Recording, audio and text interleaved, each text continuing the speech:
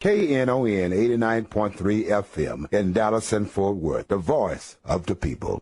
Business owners, tell KNON's listeners about your business. You can put your business or event on KNON. KNON currently has space available to run announcements for you. Tell KNON's listeners about your goods, services, nightclub, concert, or event. Help keep the voice of the people on the air while putting your information on the air. KNON's been named the #1 radio station in Dallas by both the Dallas Observer and D Magazine. Put your business with Dallas's #1 station. Call now for more information at 214-828-9500, extension 227, or extension 233. For more information, go to knon.org and click on the Run Spots on KNON page. It's a great way for your business to support community radio while letting more people know about you. Yo, what's up? I'm gonna kick it with the line, y'all know. Yo, Slim, can I kick it like that? Here we go. Well, it's time to make that change. People of the world today are fading. All of us have our ups and downs. You better think about it or you won't be around. What we need is a little bit of love, sent by one from heaven up above. Take it from T, it's simple and plain. This ain't no game, you know what I'm saying? What? It's time. Yep. Time to make the change. Here we go. We are the people who can do it. Oh yeah. It's time. Time to make the change. We are the people who can do it. Yo, Mob, kick it for me one time. What is the word? We'd like to say good morning, good morning, good morning, good morning. This is Church Information Open Forum. I'm Marion Barnett, your host. We're here each and every Saturday morning from 7 to 9 a.m. right here on Knon 89.3 FM, the voice of the people. We got a lot of things going on, a lot of things to talk about. Our special guest this morning, the 7 o'clock hour, is Miss Erika Estes. She's the CEO and founder of Teens in Crisis, helping one life at a time, helping to get teenagers. What would you say your number one motif is? What is it, Erika? Not only teenagers, but adults. In 2004, when I founded the foundation, the organization, it was focused on teens. But now, in 2013, those teens are grown. The teens are grown, and it's their parents, it's their uncles, it's their aunts. So I focus on Teens in Crisis is just the name, but I focus on all ages. What do you do? I do two different things in the community. I help them, students, adults, expunge their criminal backgrounds. All right. And that's what we're going to talk about. But just before we get to that, we would like for you to get your pen and paper out and get ready for Mr. Greg Barber. He'll be coming on later on in the program with his Solution in Action Today job line. And also, we'd like to say how saddened and shocked we are at the death of Sister Gwen Swan. A beautiful person, a hard worker in our community. Her funeral will be today at 11 a.m. at the St. Philip's Baptist Church there on Singing Hills Drive. Miss Gwen Swan, a good friend, a wonderful person, a sweet person, but she was a hard worker for our children in this community. So we are just deeply saddened. She was just a wonderful person. So Lord bless that family, and the service again will be at 11 a.m. at the St. Philip's Baptist Church. All righty. There are so many other things going on. The conference on last night was going on, and we might hear from someone who want to talk about that later on down the line. And also, we'd like to thank all of you for coming by for the big barbecue dinner and all of that at Heavenly Joy Church last Saturday. So many of you came. All y'all came in huge numbers, and we thank God for you. All righty. I just thank God for my listeners, and look like out of that, we're going to get a showdown at the Heavenly Joy Corral. Ike Steen is going around saying it was good. The barbecue was good, but he can beat it. And Brother Don Pearson said, come on, bring your pit on. And we might have a showdown coming up if Ike Steen don't get scared and back out. So we'll find out what's going on with that, because I know Don Pearson is the best barbecue in Texas. All right. Okay. But right now, we'd like to turn to this young lady and say good morning to Miss Erika Estes again. Good morning. Good morning. Thanks for having me. All righty. Teens in crisis. Well, people in crisis. Might as well put it like Right. it is. Having a criminal background history is almost a trapdoor to hell now. It is. It is. It is. Because how do you come out of prison and because of your background, oh, I'm sorry, that's two different subjects, but on this, it keeps them from getting a job. It keeps them from renting an apartment, and they weren't even convicted. Wait a minute. of it. Wait, I say that again. It keeps them doing what? From getting an apartment, An a simple apartment. apartment. Now, you have to have a place to live. If you have a criminal background history, that means they can turn you down on a lease? Yes. Yes. You got to be kidding. No, I'm not kidding. And Kevin Bass, who works with he's the senator's assistant, they're working, he is vigilantly working on helping these laws be changed. Because how do you have a criminal background and you paid your debt to society, you completed probation, or you wasn't even convicted of the crime, but it's still on your record? That's Even if you're not convicted, they can do this? yes, because they'll say, well, it's on your record. Well, that's where the expungements come in. When you were never convicted, never indicted, you can get your record expunged. Now, if you have a felony or something, if you have a felony, no, you can't get an expungement. But if you were, say you were 16 or 18 and you was in the wrong place at the wrong time and everybody in the car was arrested or everybody was arrested, but but it's an arrest record, but you were never convicted, never indicted, you can get that expunged. But it stays on your record. Even though they say, oh, it won't be on your record. Yes, it's on your record. Is that right? Now, wait a minute. You get out of prison. You can't get a job. Can't get a place to stay. Right. What are you to do? I don't know. Let's ask our government. Other than end up doing something to go back to prison, Yes. getting killed, that means somebody out there in society is going to get hurt. Yes. Yes. So they're asking people to really break the law so we can lock you back up.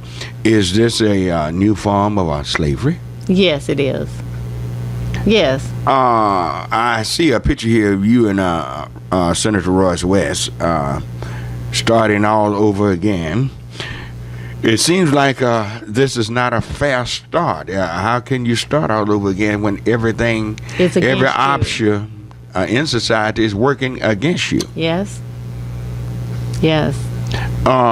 Have he offered a bill to change any of these things? Well, like I said, Kevin is working on changing a lot of things to help the community with these problems. So he's working on them. You know, he has to write it up. It has to go to the floor and all the procedures that it go through to get a bill passed. So that could be years.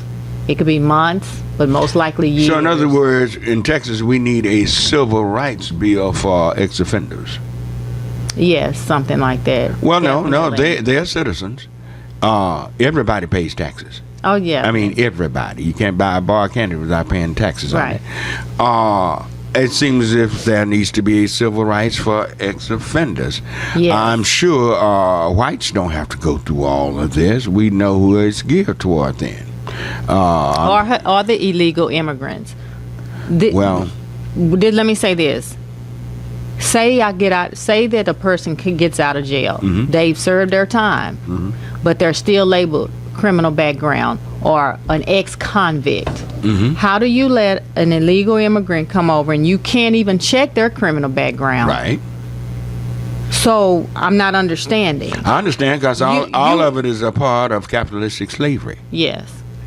Oh, I'm not confused So on I've this served. at all. I'm a United States citizen. I've served my time. But you're telling our men, our women, oh, we can't hire you because you have a background. But you can take an illegal immigrant and you don't know their background. You don't know anything about them. But you'll give them a job. But you'll get them a job. Rent them an apartment. And then this United States citizen might be a veteran. Might have gone to war for this country. Yes, definitely. And fought. Yes. Giving time out of his life. And people are so, they're so patriotic. They're only patriotic when there's no draft. And when we begin to see how people can go off and fight for this country, lose sometimes limbs and different things, rather than, and, you know, more than just life, we then can treat them so wrong when they come back to America. Many of the guys, the fellas we see sleeping on the streets, Or veterans. have fought for this country. Yes. And but we'll say, "Oh, thank you for what you've done. Thank you for what you." We can be so patriotic. Go to the airport and welcome them when they coming through. You see them standing on the side clapping. You can see them saying, being anywhere in any venue, "Thank all of you veterans. What you're doing for our country." They don't really mean that. What's really going on is how you treat a person when they're down. See, anybody can be good to somebody else. But how you treated when you're down? How do you treat people to give them a helping hand to get back up? That's where, you know, real character really kicks in. It's easy to say thank you for someone that's out fighting and they're up and they're strong and they have a lot of courage to go for you. But what about when they are down? And what about when they're out? And I want to say this. We don't have to wait for the government. We don't have to wait for bills to be passed. I started my community organization with my own funds. Everything I do, I fund myself. And I'm a college student. I'm an adult college student. And I just want to encourage the community to be leaders. If you see a problem in your community, get 4 people and do something about the situation in the community. Whether it's helping a veteran, whether it's helping, like, we have to come together. We don't have to wait on the government. That is my drive. I'm not going to wait on the government. Whatever I can do now, if I can help you expunge your record just so you can get an apartment or possibly get a job, that's what I'm going to do. If I need to go out into the schools and I teach peer mediation, which is dispute resolution, conflict, and teach them how not to bully, how to stop the sexting, how to respect their parents, respect the teachers, then that's what I do. And I fund my own self until I can become a full 501(c) to be able to go out and apply for a grant. But it starts with us. It starts with you. You do not have to wait for the government to do anything for us. But in the meanwhile, while we are doing it for ourselves, we are tax-paying citizens. Yes. I get sick of people talking about, are you using taxpayers' dollars? Hey, we're taxpayers too. Yes. For years, they used our dollars and we couldn't participate. They said we couldn't go to that school that our tax dollars were paying for. Or vote. Or do any of the things that regular Americans do. We were paying taxes then, but we could not participate. Now, this is you're talking about the ultimate hypocrisy. Others want what they have all to themselves plus ours, but they say when we ask for something that's really going to help us, y'all, you need to go somewhere else. You can get it. That's taxpayers' money. We are taxpayers, exactly, and we need to understand that we are taxpayers. We pay a lot of taxes, and we need to be able to get. You need to be able to get grants and different things like that, even from the government, as well as corporate companies, any entities. Any entity that's really out there are individuals. But when we're talking about expunging, what is that? Expunction is where the record is no longer available for anyone for the Department of Public and Safety cannot release that record to anyone. It is gone. But will it say that you do have a record? No. Once it's expunged, it's gone. So in other words, if they try to pull it up on their computer, your criminal background history, that won't even show at all? No. Now, what's hard about that?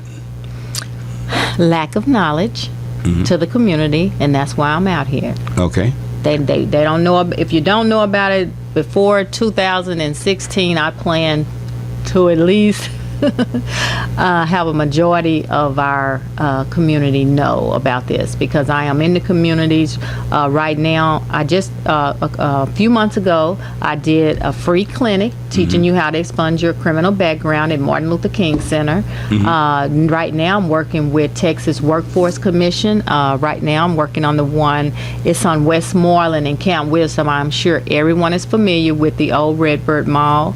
Well, that Texas Workforce Commission that is right behind that mall. Right now I will be hosting clinics there, but I need you to call in or come and sign up so that we can get you in. And I have, go ahead.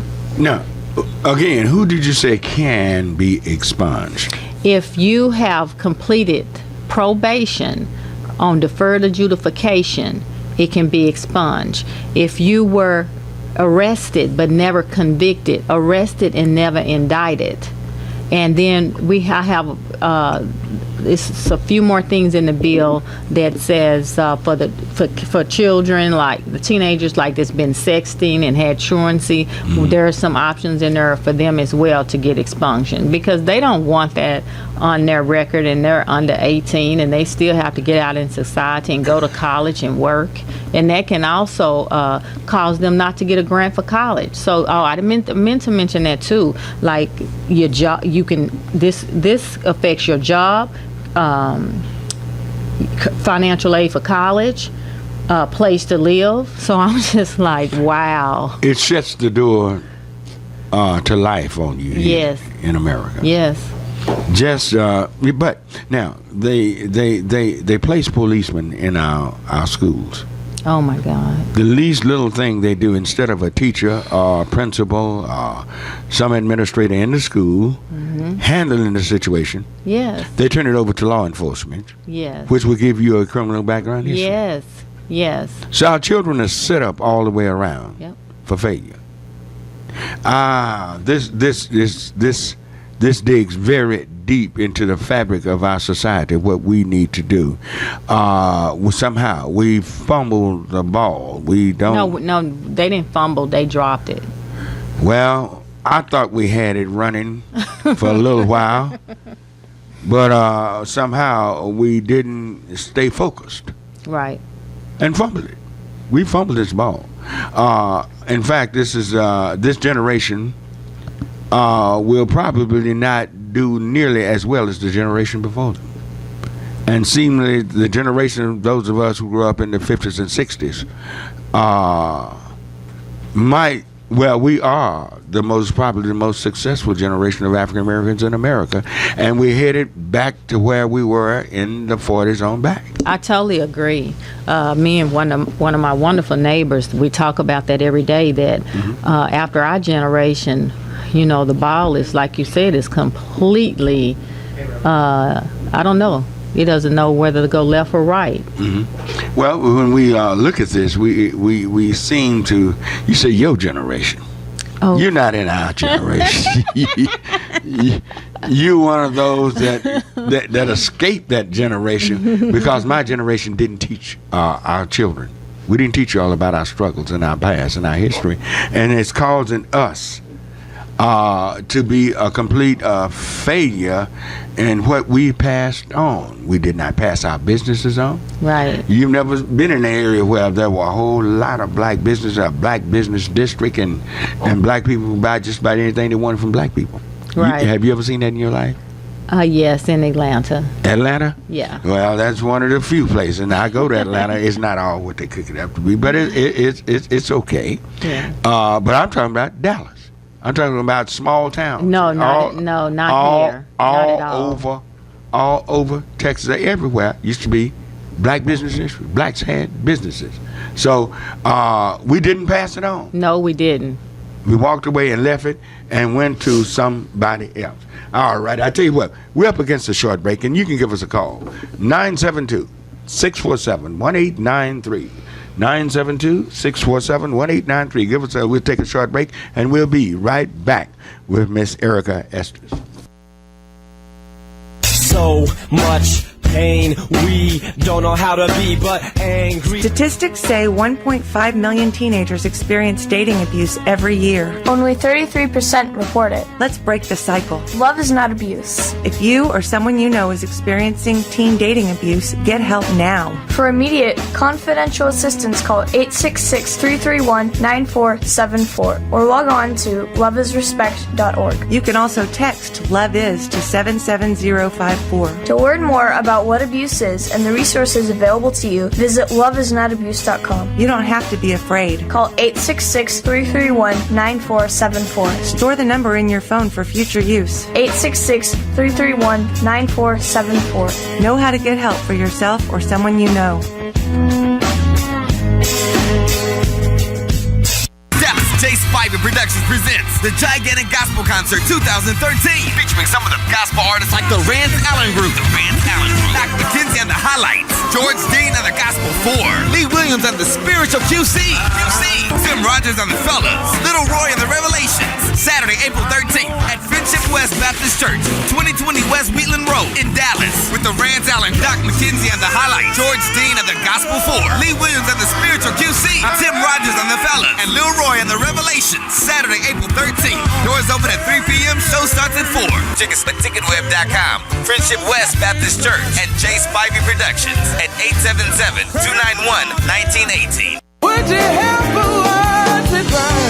This is Sunny Boy Mark, and I'd like to take a minute here to tell you about over 60 minutes of great blues listening available now on KNON's Texas Blues Radio Volume 5 Blues CD. This is some great stuff, folks. 15 tracks from the Two Tones, Blues Boy Bo, Buddy Whittington, Andrea Dawson, Kirkland James, Sonny Colley, Johnny Red and the Roosters, the Chris Watson Band, the Rough Cut Blues Band, Jeff Stone with Charlie Love, David Millsap, Sir Loin and the Ass Kicking Machine, Michael J. and the Paul Bird Band, and JJ and the Detonators. The 1,000 copies we made are selling fast, and we won't reissue it. Get yours now at Forever Young Records in Grand Prairie, Record Town in Fort Worth, and in Dallas at Bill's Records and Rewind Music. The CD is available as a download at cdbaby.com. All proceeds benefit KNON, sponsored by Forever Young Records. Vinyl copies available at Forever Young Records only. For more info on Texas Blues Radio Volume 5, visit knon.org. Your ears been bending for some blues? Well, feed them the real thing with Texas Blues Radio Volume 5.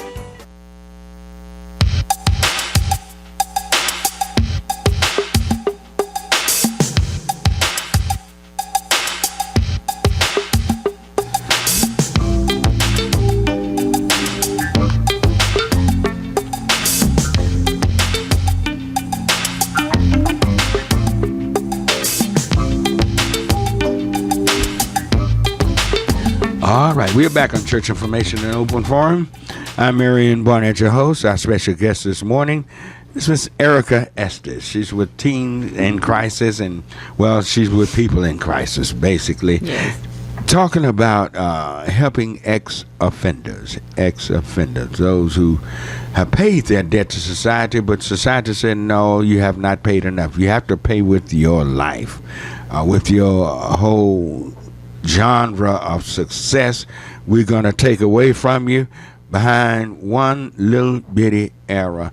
You're going down the tubes, but we know it. Tell it like it is. It's slavery. It's slavery all over again. Probably something you have on right now, something you're driving, something that you have in your home or whatever, was probably made in a prison here in the United States. And they all have said, oh, bring our jobs home. Well, they're bringing them home. But people outside of society here in society is not getting them. They're taking them to prison and paying pennies a day for this type of work, and that amount slavery. Slavery. Nothing but slavery.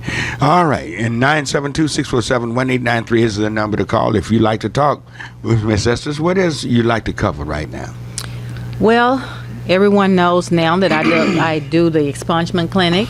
I also to go out to the high schools. My latest school was Cedar Hill 9th Grade Center under the supervision of Donald Johnson, the principal there. I taught an 8-week course on teaching the children how to handle conflict, and it was excellent.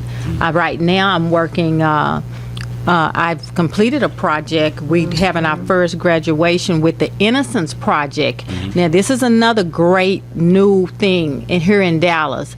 The Dallas County Public Defender Chief Lynn Richardson Pride has a program called the Innocence Project. And the University of North Texas, Dallas, under the supervision of Professor Larissa Gilbert, has just completed the Innocence Project. That's where Miss Julie and Miss Lynn, they decide which cases that come in from the guys in prison. They send them, they fill out a form and say, Miss So-and-so, I am innocent. This is why I feel I'm innocent. The Innocent Project, where the students, we all get a like a little package, and we go through and look at their evidence, look at why they think they feel they're innocent. We look through their court documents. Then we take our findings and give them to Miss Lynn and Miss Julie, and they decide whether they're going to take the case and defend those people. So it's like there's some hope for you. If you feel that you've been wrongly convicted and you know that you're innocent, not the exoneration clinic, but this is the Innocence Project that the Dallas County Public Defender's Office has just started, and it's a fabulous program. All righty. You can call us at 972-647-1893. Let's go to our phone line and go to line 4 and say good morning to Reverend Wright. All righty. Good morning, Rev. Is he there? Reverend Wright? Maybe he's gone. All righty. You got him? Yeah, can you hear me? Yeah, I can hear you now. Yeah. Good, Pastor. How you doing? Got a wonderful guest there on the show this morning. But I want to run through some quick things right quick.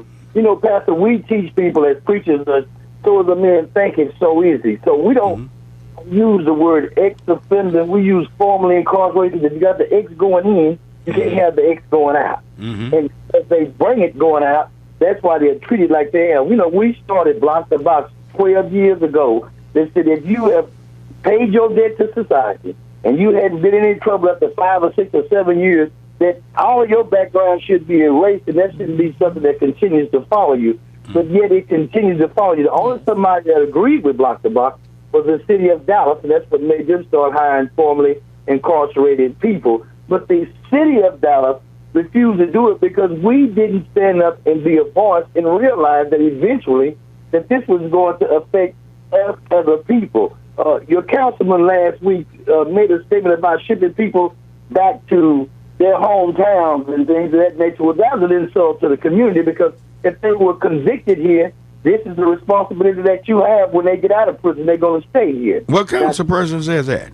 Dwayne Caraway was talking about shipping the homeless. He said we had a homeless issue, and he wanted to ship a bunch of folks. He said this quote was formerly incarcerated people are staying here. Well, this is where you convicted them, and this is where they're supposed to be. When you put them in jail, regardless if they're guilty or innocent, they don't have a choice but to stay here. But we went to Laura Miller almost 10 years ago and asked Dallas if they did pay 5 cents a day, that would eliminate the homeless problem in this city. So for Councilman Caraway to say that, most of the people that are homeless pastor look like me and you. So yeah, but that sounds like old George Wallace, love it or America, love it or leave it. No, come on. Dwayne said that. Yes, sir. Let me tell you this, though, Pastor. Why would you make a comment like that when you just found there's a man in your district that's got $4.4 million to build some on Lancaster Road that have yet to do anything and have had that money since 2009? Do you know how many people $4.4 million can put back to work and help grow this city? So, you know, we've got and young lady made a valid point. He complained about those, but you're not complaining about the illegal immigrants that are in this city that are taking the jobs of American citizens who were born and raised in this country. But he's not saying a word about that. So sometimes, we have to, with the Innocent Project, young lady, you know, Pastor, we get hundreds of letters from people in prison every day. As we look into them and research if they're innocent or guilty. But I thank God that the public defender's office is getting better, because majority of them were locked up because they had a public defender as their attorney who didn't do the job, but counted easy to sign them off and ask them to do probation. Yeah. So I think this caller, but we, and I'd like to get with her, Pastor. You can give her my telephone number. But at the end of the day, we because we were not aborted again, this is what we allowed to take place. And Pastor, I promise, me and you need to get together and have lunch next week. Okay. All right. We'll get together. All right. Thank you for your call and comment. There clears the line, 972-647-1893. 972-647-1893. Let's go to line 1 and say good morning to Quick Draw Ike. All righty. Mr. Ike, are you there? Good morning, Reverend Barnett. Good morning. How are you? Doing great. I'm enjoying the program this morning. I was listening to Reverend Wright. And first of all, let me kick this off.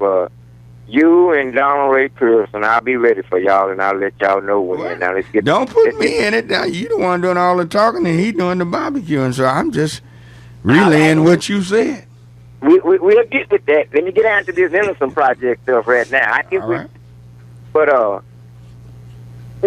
I've been fighting my son's case for about 10 years, and when I hear people say the Innocent Project and different things that's going on, but I've been studying this thing and doing my homework, and I noticed that just about everybody that the Innocent Project has been getting off, these people have been done 20 years or better, and most of that is behind the people who send these people to the penitentiary. You're giving them, it's like they're holding the door open for them to have an escape route. They done retired or went on to another profession, or some of the prosecutors are now judges or politicians. So you're saying these folk ought to be prosecuted themselves? Well, I'm not only they ought to be prosecuted, but I'm just saying, it's like, okay, to give you a good example, I talked to Miss Julia Dorsett down there, which is the public defender which took Michelle Moore's place. Now, Michelle Moore them had my son's case for almost 4 years, and they was promising me that they was going to look at it and they was going to get on it, gave me the name of the people who's supposed to be working the case, and it never happened. And next thing I know, Michelle Moore was on her way to Barnett County, took a job down there as public defender. Now, what I'm saying is now, Julia Dorsett gave me a number to call to talk to the Innocent Project because I never could get a return phone call. Then I wind up talking to a guy named Mike Worrell, which I find out used to be Craig Watkins' integrity unit. So now they staffing the Innocent Project with ex-prosecutors and lawyers who send people to the penitentiary. So my thing is, they stopping your case from being heard. Me and Mike Worrell got into a big argument over the telephone, and he just flat out told me, lawyers don't snitch on lawyers. So what's that telling me? Because I'm not going to get any help. So when I heard this stuff about the Innocent Project and stuff like that, it's a good project, the Innocent Project, but I got a problem with the Innocent Project of Texas, not the Innocent Project of New York, because it's like you are being suppressed, and, then when you fight a fight, and try to get somebody cleared, it's a judge named Victor Lander, like to lost his job behind writing about my son's situation. Nobody stepped in to try to help this man. So now I got a problem when they start throwing out poster banners about different things they're doing when I see the experience is different. And about this thing about getting stuff expunged off your record. Now, they had a thing over the Martin Luther King Center over there. I think this lady might have been involved. But they was telling you, although you get it expunged, it's still going to show up on the computer that something is being blocked. So the person you're trying to get a employment with is going to ask you, well, why is something blocked? It's got to be something there, because if it's a blockage there, then something is being blocked. So I'm confused on how do you get stuff expunged. So I know a young lady got a master's degree in business, graduated from Purdue A&M College, but she had a little incident when she was at high school, and now she cannot get a job. So she got a $100,000 education and can't even get a job at Walmart. So somebody explain that to me. All right, Erika, he said that they still can tell you something have happened. No, not to my knowledge. Let me say this: I'm not an attorney. All I do is go out and teach you how they expunge the criminal background. But Kevin Bass can better explain any type of the law because he's the one of this bill, because he's the one that helped write the bill. But to my knowledge, no, they cannot. It is sealed when you do an expunction. But let me state, I'm not an attorney, but so you might want to consult an attorney and get them to help you any further with, with the Innocence Project. That's another entity that I'm speaking about. But you can get an attorney to help fight if your son is in jail, to try to get him out of prison or jail, and you can also hire an attorney to do your expunction. Well, let me say this right here. My son is out now. He's out. He has done his parole, and the attitude with everybody is now is, well, your son is out of jail, let it go. But my son had 4 scholarships for good colleges, and he wound up going to jail because him and some of the boys that went to Carter High School got into a fight with some boys at Cedar Hill High School, and come to find out that the boy mama was a police detective here in Dallas.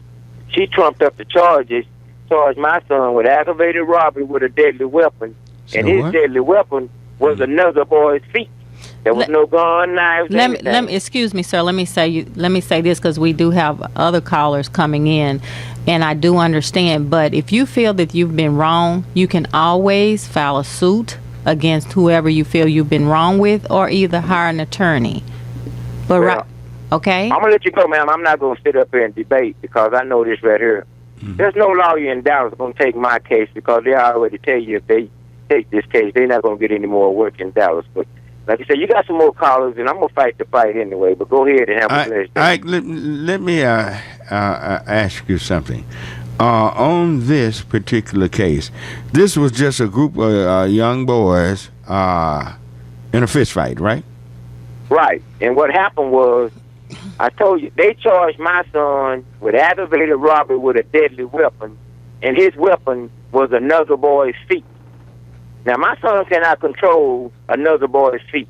Plus, the boy wasn't a karate expert or nothing. There were no guns, no knives, no nothing? No guns, no knives, or nothing. Just some boys from Cedar Hill and some boys from Carter. Yeah, boys from Cedar Hill, some boys from Carter. Which always, that's rivalry there.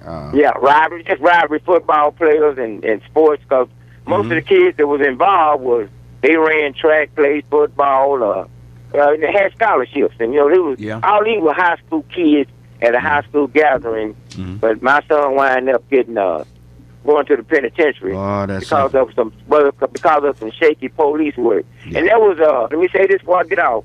That was a videotape of the fight. Now, the Cedar Hill police didn't turn the videotape of the fight in because the kid from Cedar Hill had the tape. It wasn't Cedar Hill police that turned it in. It was the boy's mama, and the tape had been edited. So I got problems all the way around, and not only with Cedar Hill Police Department, Dallas Police Department, but also with our local officials and our in the system here. They know they're wrong, but they hate to admit it. So, but that doesn't eliminate me. So, Reverend Barnett, go ahead. I'm gonna let somebody else talk. All right, but we're definitely gonna have to deal with that case because I was familiar with those boys and especially the boys from Carter, and I really don't like the way. And I know several situations things happen like this. All right, thank you, Ike. 972-647-1893 is the number to call. 972-647-1893. Do we need to take a call or take a break? Which one of you are? All right, let's take the break so the callers can have time. All right, we'll be right back. Ladies and gentlemen, are you ready for the glorious return of the greatest Russian rock and roll band in the universe? Coming Saturday, April 13th, Igor and the Red Elvises are coming to the Sons of Herman Hall. Don't miss out on a night of unheralded rock and roll fun and dancing madness. Bear witness to the happy masses shaking it to the rhythm. Get your tickets now at knon.org, Bill's Records, or Forever Young in Grand Prairie. There'll be a free barbecue from the Alligator Cafe. Don't miss this, or you'll forever be trying to make up for the lost fun. Igor and Red Elvises at the Sons of Herman Hall in Dallas, Saturday, April 13th. Doors open at 8 p.m. for all ages. A free barbecue from the Alligator Cafe. The Red Elvises play 2 sets, all Red Elvises all night long. This Weird Warren from KNON's own Sonic Burrito Show, and I'll be your master of ceremonies. The Sons of Herman Hall, located at 3414 Elm Street. This is a KNON benefit event. Is your child overweight? 35% of children in North Texas are overweight or obese. Did you know that childhood obesity can be a precursor to long-term physical and psychological problems affecting health into adulthood? There are ways you can help your child avoid these issues. The Dallas Area Coalition to Prevent Childhood Obesity promotes healthy lifestyles through physical activity and nutrition. For more information, call 214-944-4212 or the Community Council of Greater Dallas's website at ccgd.org and click on their health page to find out how to help the kids in your life. Elite News and Dallas County Schools present a parade for Madison High School state champion Trojan basketball team on Saturday, April 6th, starting at 10 a.m. The parade will take place on Martin Luther King Boulevard and Lamar Street. For information or to participate in the parade, Sherry Christian with Elite News, 214-372-6500. That's a parade for the Madison High School Trojan basketball state champion team this Saturday at 10 a.m. from the Elite News and Dallas County School.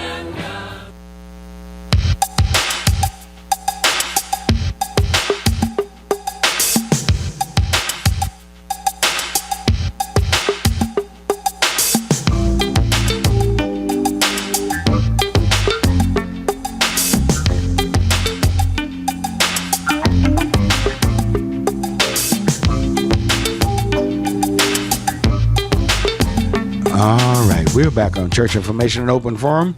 I'm Marion Barnett, your host. Our special guest this morning is Miss Erika Estes. She's with Teen in Crisis. Clint and Doc is here in the studio producing.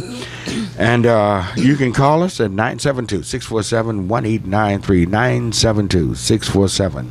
972-647-1893. All righty.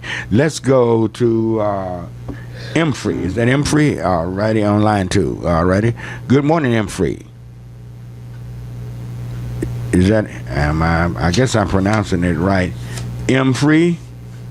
All right. I guess he's gone. I tell you what, while we got just a little break, let's get our job line. Let's get our job line and say good morning to Mr. Greg Barber. Good morning, Greg. Good morning, Reverend Barnett. Fine. How are you this morning? Doing fine, doing fine. Are there any jobs out there? There are awesome jobs out here this morning on our SAT job line. That's Solutions and Actions Today job line, brought to you every Saturday morning during Church Information and Open Forum here on KNON 89.3, the voice of the people. This morning on the job line, we have Bar S Foods is looking for a transportation coordinator. They're asking you to email your resume to JTrusley. That's JTrusley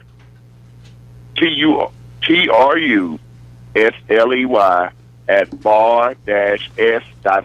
Once again, that email address to send your resume is to JTrusley, JTrusley at bar-s.com. Kasmir Fabrics is looking for a warehouse associate. They're asking you to apply in person at Kasmir Fabrics at 3191 Commonwealth Drive, Dallas, Texas, 75247. Once again, that's Kasmir Fabrics is looking for a warehouse personnel. They're asking you to apply in person at Kasmir Fabrics, 3191 Commonwealth Drive, Dallas, Texas, 75247. PepsiCo is looking for warehouse personnel. They're asking you to apply online at www.xjobs.brassring.com. Once again, that web address is www.xjobs, www.brassring, BRASSRING.com. AAA Automotive is looking for customer service representatives. They're asking you to apply online at www.aaa.com/careers with an S with the job code of 03853. Once again, that's AAA Automotive is looking for customer service representatives. They're asking you to apply online at aaa.com/careers, CAREERS, with a job code of 03853. DXP is looking for warehouse associates. They're asking you to apply online at www.dxpe.com. Once again, that's DXP is looking for warehouse associates. They're asking you to apply online at www.dxpe.com. If you are a child-loving patient, an energetic individual, and would like to work in a daycare setting, the number for inquiry is 972-290-4995. Once again, if you are a child-loving patient, an energetic individual, and would like to work in a daycare setting, the number for inquiry is 972-290-4995. If you are a person affected by addiction and need assistance with your recovery efforts, or an ex-offender trying to make their transition back into mainstream society and need assistance with job searches, the number for inquiry is 214-634-2722. Once again, if you are a person affected by addiction and needs assistance with your recovery efforts, or an ex-offender trying to make their transition back into mainstream society and need assistance with job searches, the number for inquiry is 214-634-2722. Today is a great day if you're looking for a job to find one. Let me repeat that. Today is a great day if you're looking for a job to find one. Today is also a great day to make a pledge to church information in open forum and follow through with it. Today is also a great day to make a pledge information in open forum and follow through with it. The late, great Bob Marley once said, get up, stand up for your rights. Get up, stand up. Don't give up the fight. If you're not standing up, we need to get up. If we're not getting up, we need to wake up. If we're not waking up, the Bible says everything that's dead needs to be buried. And with that, we bring our SAT job line to a close. All right. Thank you, Greg. Thank you. Great job, as always, Mr. Greg Barber. Great job with the SAT job line. 972-647-1893 is the number to call. Our special guest this morning is Miss Erika Estes. Let's go to line 3 and say good morning to Tiffany. All righty. All right. Good morning, Tiffany. Good morning. How are you? Fine. How are you? I'm great. Mm-hmm. You on there? Like Okay. Sorry.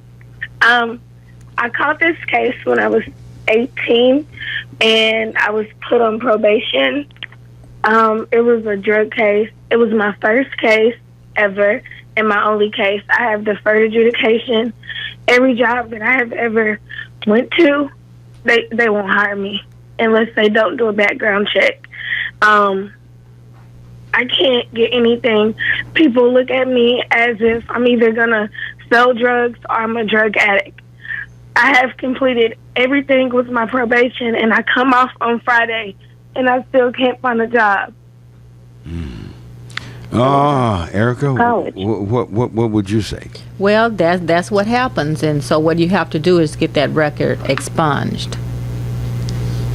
And I can give you my contact information. I have the give out your contact information where they can contact you. My email is PreLawErikaEstes. That's PRELAW Erika ERIKA Estes ESTES @gmail.com. That's PreLawErikaEstes @gmail.com. And I have the full package where you get your criminal background. If your income, which you're saying you're unemployed, and you can fill out the forms where this will be free of charge, and you will file it yourself and complete the forms, and I'll show you how to do the complete package, and you submit it. And then in about 45 days, you'll get a letter either stating it has been expunged or you need to come to court for a hearing. Let me ask you something. Have you applied at places like McDonald's or Burger King? Yes, I have. Will they hire you? No. No. You can't even get a McDonald's job. If you got. And I'm already. Ericka, when did all this start? Real, actually, after 9/11, wow, it just criminal background check, credit check. Yeah, but what did we have to do with 9/11? Nothing. We didn't blow up that Mirror building in Oklahoma City. We didn't bomb the World Trade Center. What? Why? Is this just? Are they just using those? This events? was an opportunity to suppress us even more. That's all. That's all it was. All righty. Yeah. Or you saying something? That is very true. That was my first time ever getting in trouble, and I didn't know anything about the legal system. Right. And now I'm going to Tyler Junior College to become a lawyer to help other people that don't know. Wonderful. Yes. Wonderful. Great. I hope. Have you been accepted yet? Yes, I'm already in my second semester at TJC. Great. Okay. Great. Good. All righty. Thank you for that call. Thank you. That clears the line, 972-647-1893. Let's go to Vanessa on line 4. All righty. Good morning, Vanessa. Good morning. How are you this morning? How you doing? Fine. All right. Fine. I have a question. I had a fight when I was like 16 years old, and I was pregnant with my son. My kids are getting ready to graduate from college now. I'm a certified nurse's aide, and I was working at a daycare, and I've been there for like 5 years. This happened like back in the 80s. And the guy that owns the daycare told me because of what was on my criminal record, they had to let me go. And I'm like, that happened when I was a teenager. Right. Mm-hmm. So, let me ask you this. Were you convicted? All my daddy did, he paid a fine, and I got out of jail because they took all of us to jail. And that was it? You were not convicted or indicted? None of that. Okay, well, you can just get it expunged. And you have my information. That's PreLawErikaEstes at gmail.com, and I can show you how to fill out all the forms and pull that criminal background. What city did it happen in? In Corsicana. Yeah, you'll have to get the criminal background from Corsicana and file it in Corsicana. And see, when I was working at the time, because I done registered to go back to school, I'm going on to try to be an RN. Well, I'm going to be RN. I'm not going to try. Right. I went to Corsicana. I paid like the $230-some for the court fee and all that. And when I went up against them to try to get it, where they would expunge it so I could keep my job, the prosecutor that I had went up against, because I did it on my own, she said at the time, no, she denied it. How many years ago was that? I just did it like a year before last. I still got all my paperwork. Okay, then you may have to go ahead and hire an attorney because you have that right. Okay. Okay. Okay. All right. Does the J.L. Turner Legal Organization, do they help in any of these cases? This who? J.L. Turner Legal. Black lawyers. I haven't had any that, They haven't never volunteered any time or anything? Well, I haven't asked them, so I don't know. You might want to ask them. I'm not saying they're going to do it, but right. It's worth to try to ask. I'm sure these attorneys realize what's going on. In fact, I know they know what's going on. And challenge them to come and maybe offer some time to help in our community. For the ones that are having trouble when... Yeah, because if you don't have a job, you don't have any money. How are you going to get a life? Right. All right. 972-647-1893. Well, let's go to line 1 and say good morning to Cornell. All righty. Good morning, Cornell. Cornell, are you there? I guess we had to wait too long. All righty. Pull me up line 2, Mr. Who is that? Mr. Johnson? All righty. Line 2. All right. Mr. Johnson. Is he there? Maybe they've been waiting too long. All right. Where did we go? Line 3, and get me Mr. Hill. See if this is Cornell. Oh, this go. Well, I got my lines mixed up. Okay, good morning, Cornell. Hey, good morning. Top of the morning to you. Good morning. Mm-hmm. How are you today? Fine. Go right ahead, Cornell. Good. Look here. My name is Mr. Hill, and I am a former United States Marine, a highly decorated U.S. Marine. However, I do have a 1981 assault case, and I have a 1983 DWI, and now I'm 60, and I'm re-entering the job force, and these issues are coming back to haunt me. The 81 assault happened in Hawaii when I was stationed in Hawaii, and the DWI happened in Dallas. Now, 1981 and 1983, that's been some years. However, I did apply for a position with Texas Department of Public Safety, and they found that information and they refused to hire me because of it. So is there a limitation? I mean, because that's not the lifetime. That's okay. a limitation. Lifetime. They right now, without some laws on the books that would change all of this, the law is even backing them seemingly on this. There needs to be some changes to make sure this is as bad as Jim Crow, yes, if not worse. At least you could get a job doing Jim Crow. It might not have been the job you wanted. You might have been sweeping floors or packing boxes or whatever you were doing. But this is worse than Jim Crow. You said. Yes, sir. This was a simple custodian position. However, I have worked at for other federal agencies. As a matter of fact, for 3 federal agencies before I turned 60 and before I had stopped working. And you're a decorated Marine. All right. Thank you, brother. I really hate this happening. Ericka, what do you have? Well, I get a lot of people that's in. Matter of fact, I had a couple of people come to me in their 60s, and stuff is coming up when they're back when they were young. So 40-some years ago. Yeah. So, like I said, Kevin Bass with the Senator's office, he's working on different types of bills to try to help these situations. And all you can do as people in the community is to get out and vote people into office that are concerned about these type of issues. If we do not get out and vote, just like the Tea Party got together, there could be you were saying civil rights for ex-offenders. Start your own campaign and push it. Maybe push it in front of the face of all these elected officials. They might need to march, protest, and do everything to make these politicians pay attention. Pay attention to you. You have to. It's not that you need. You should. You have to, because it's not in their face, and if it's not in the media, they'll sweep it under the rug.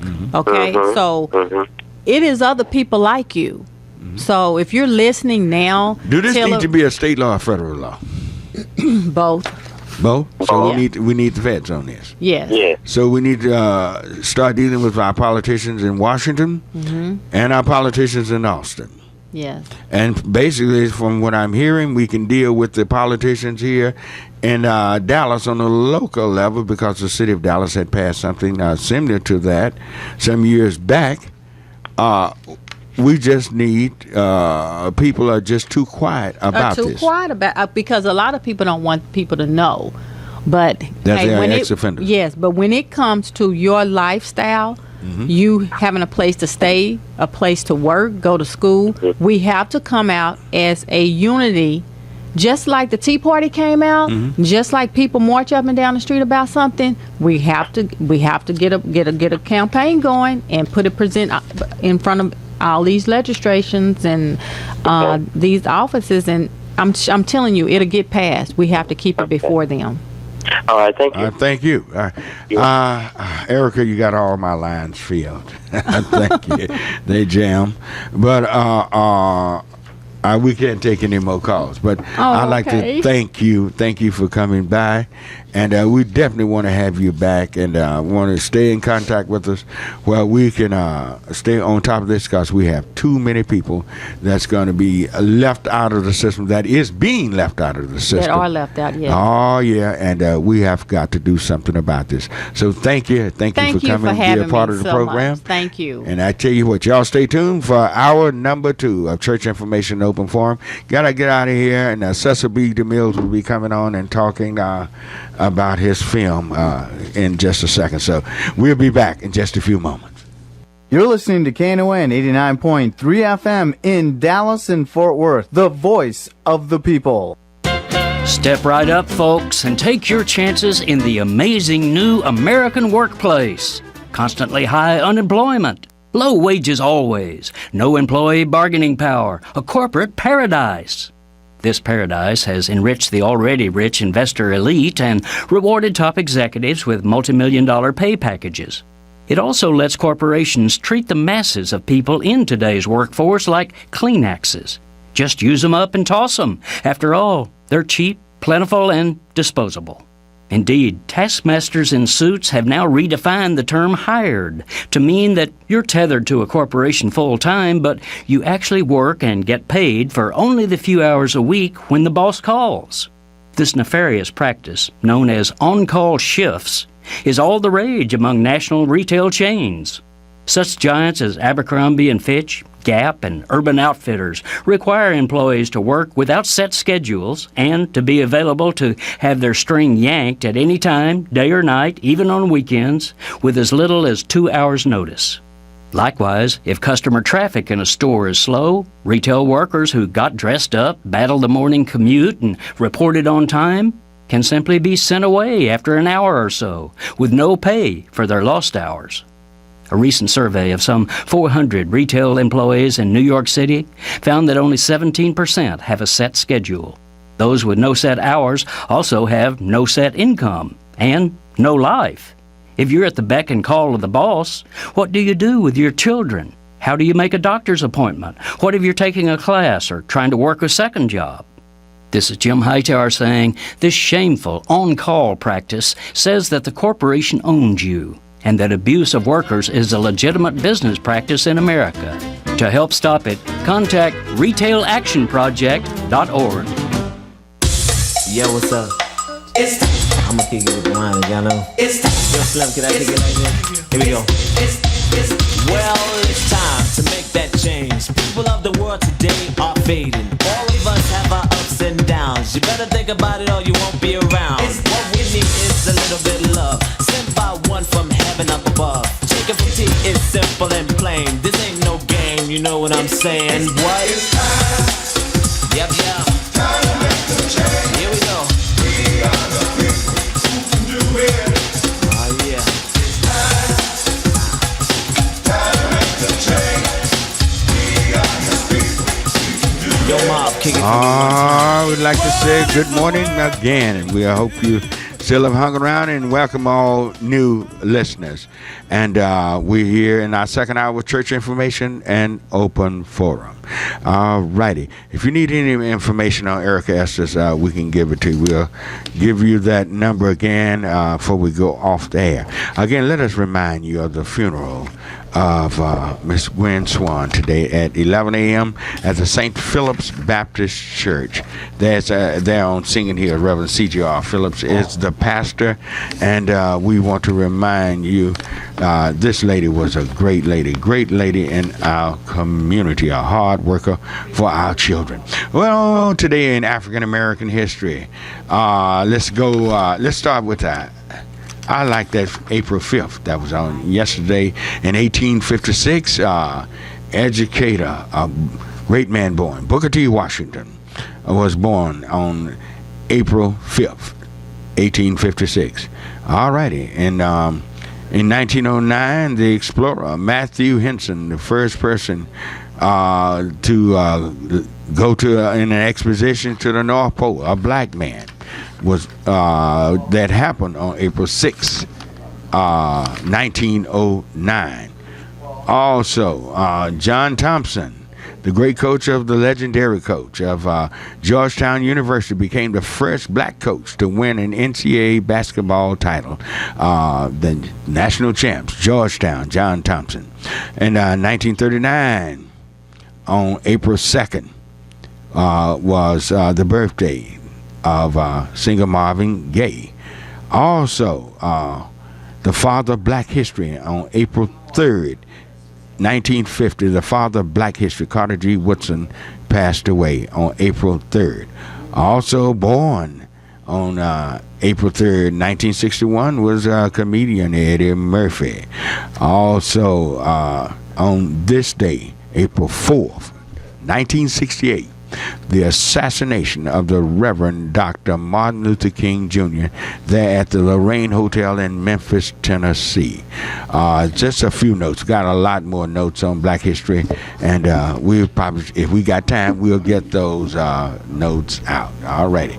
But right now on the KNON hotline, we have a young man from Palestine. They got it going on, something they're fighting. What's really trying to take over their city has taken over their city, and they're trying to bring it forth and re-educate another generation of bigotry and hatred, but they're fighting viciously hard against it. We have, is that Mr. Smith on line 1? All right. Smith is on line 2? All righty. Let's go to line 2. Good morning, Mr. Smith. Yes, sir. Good morning, Reverend Barnett. I got my posse here, Mr. Kenneth Davidson, president of the NAACP here in Palestine, and Mr. Isaac Wynn, and we're together this morning to speak with you on the Confederate Flag Plaza that's going on down there, the program. Okay, now, y'all going to hold a rally. Is that not true? Yes, sir. I'm going to direct that question to Mr. Kenneth Davidson, president of the NAACP, and I'll come back on in a minute. Here he is now. All righty. How you doing, Reverend Barnett? Good morning, Mr. Davis. Tell us about the rally. When it's going to be held? Where it's going? Would y'all please cut your radio down?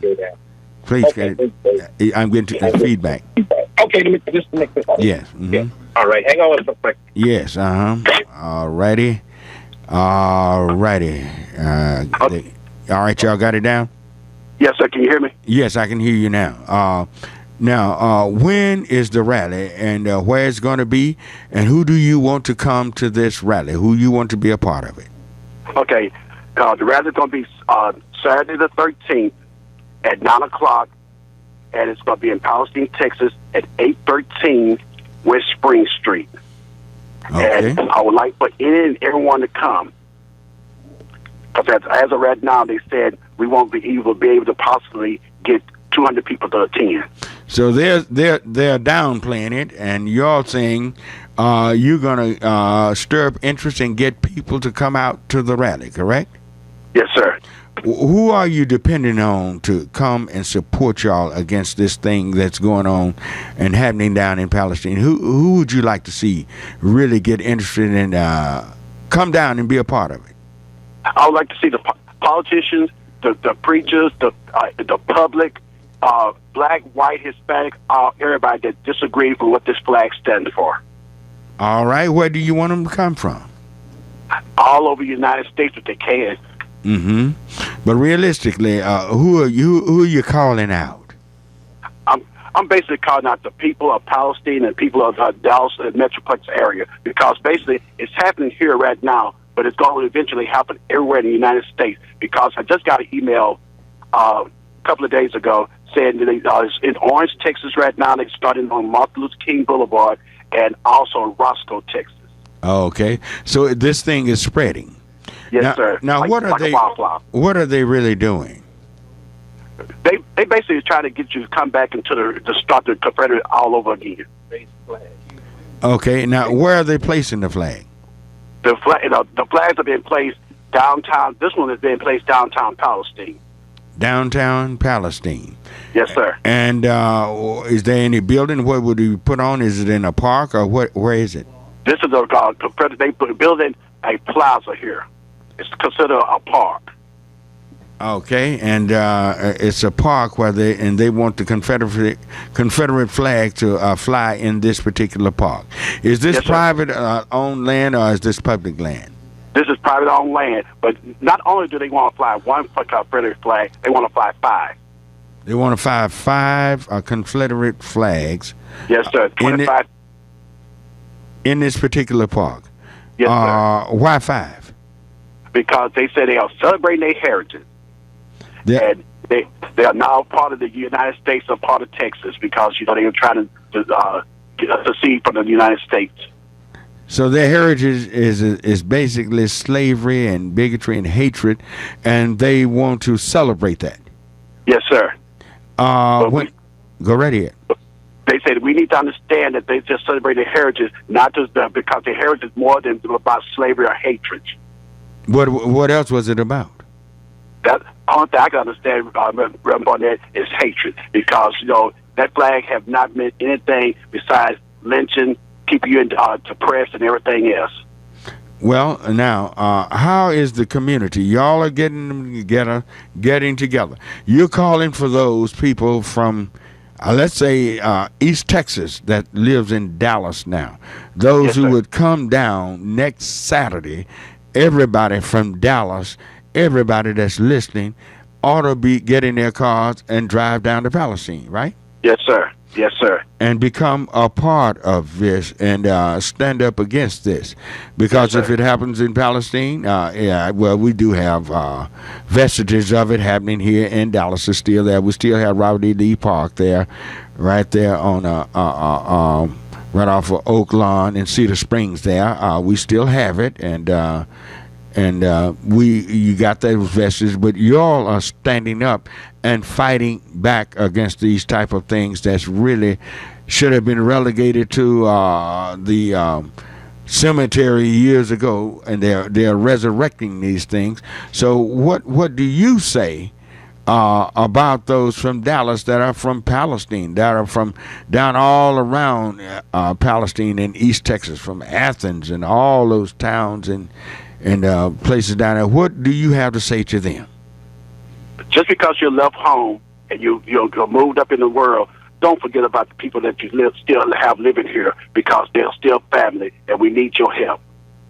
All right. So, Reverend Barnett. Yes. Mr. Wynn has a question, and then I have one after him, if you may, about the veteran. All right. Go right ahead. Yeah, my concern is being a veteran.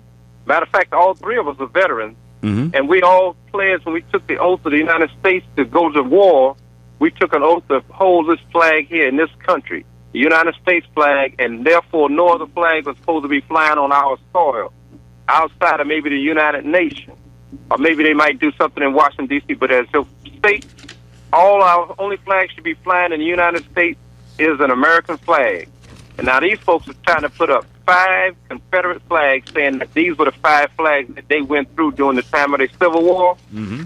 But I never looked at the Civil War as being nothing but just like a gang trying to take over, and then the police came in and stopped them because they never got a chance to succeed from the Union, and therefore the Confederacy never was. It was just an idea that got stopped. So why are we trying to recognize that? All we need to do is recognize these were soldiers that was all American soldiers that lost their lives. All of them could be heroes together instead of trying to divide. This Confederate thing is nothing but a divider. And our city chamber down here, they turned the Confederacy folks down when they had a Dogwood parade last 2 weeks ago. They wanted to be a part of it. They told them no, they did not. They don't believe in division, and they would not let them set up in the parade. They would not let them set up after the parade to sell stuff along the way there. You said who did this? The Chamber of Commerce? Chamber of Commerce, the City Chamber of Commerce, yes. All right. Now that would be one avenue. They don't want their money to be messed with, and you can't make me believe that the Chamber of Commerce can't have any influence on your politicians down there. And yes, sir, they do. This is where our Chamber of Commerce and economic development type groups ought to join in on this also. Reverend Barnett, a little history on the Confederate flag.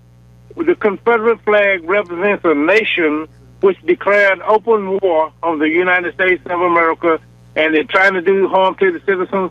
And by them trying to post this flag back up, it's another contempt at a badge of slavery, a threat to domestic tranquility, and it undermines the rights that we as African Americans won under the old glory flag that Mr. Wynn had pointed to.